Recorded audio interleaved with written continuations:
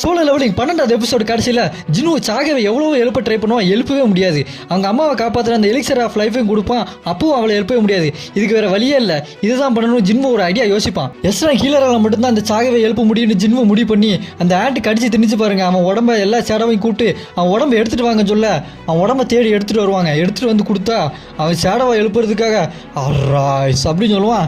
எந்திக்கவே எந்திக்காது. என்னடா எல்லாரும் யோசிப்பீங்க, நம்ம ஜின்வோ தான் எல்லா எஸ்ரா கண்டை விட ரொம்ப பவர்ஃபுல் ஆச்சு, அப்படியே அந்த சேடை எழுப்பலன்னு யோசிப்பீங்க. அதுக்கு காரணம் அவன் ஜின்னுவோட ஸ்ட்ராங்கானவன்ற அர்த்தம் கிடையாது. அவன் மனசு ரொம்ப சுத்தமாகவும் அவன் ரொம்ப நல்லவனாக இருக்கனாலையும் நான் சேடவாகி அடிமையாக கூடான்ற மன உறுதி இருக்கனால அவன் சேடவாகாமல் தடுத்து நிப்பாட்டிட்டு இருப்பான். நம்ம ஹீரோ மறுபடியும் அராய்ஸ் அப்படின்னு சொல்ல அப்போவும் அவன் எந்திக்க மாட்டான். இது என்னடா நம்ம சாகையை காப்பாற்றி ஆகணுமே அப்படின்னு சொல்லிட்டு சாகையை நினச்சி கடைசியாக ஒரு தடவை அராய்ஸ் அப்படின்னு சொல்லுவான். அது எந்திரிச்சு நின்றுவான். அவன் எந்திரிச்சு வந்து யார்ட்டையுமே எதுவுமே கேட்க மாட்டான். நம்ம ஹீரோவும் ஒன்றுமே சொல்ல மாட்டான்.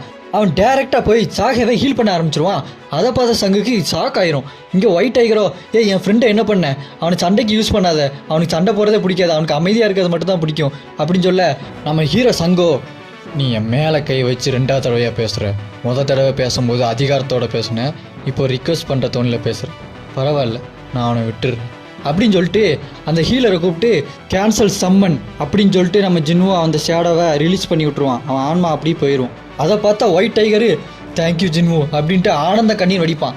இது அடுத்த எபிசோடில் வரும். யாரெல்லாம் அடுத்த எபிசோடுக்காக வெயிட் பண்ணுறீங்களோ ஒரு லைக் பண்ணுங்கள், இந்த சேனலை சப்ஸ்கிரைப் பண்ணிடுங்க.